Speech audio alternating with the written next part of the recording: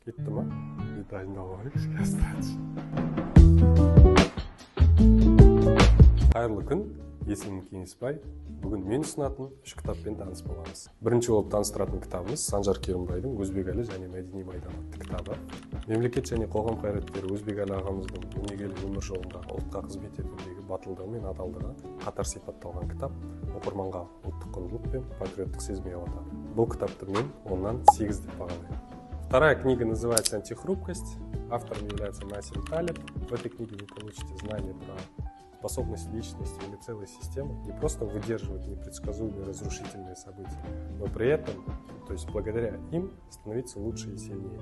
Кстати, я не перестаю цитировать строку из этой книги: лучше казаться глупым и быть антихрупким, чем казаться умным и быть хрупким. Думаю, это очень важно.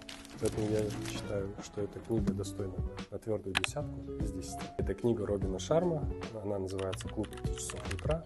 Книга была написана в художественном стиле, поэтому она мне очень понравилась. Я прочел ее на одном дыхании. Просыпаться в 5 утра открывает нам очень большие возможности к познанию себя и достижению успеха. Я вам расскажу маленький секретик, что многие инфобизнесмены отсюда берут информацию и упаковывают их в платные курсы. Так что читайте книгу. А книгу я оцениваю на твердую 7.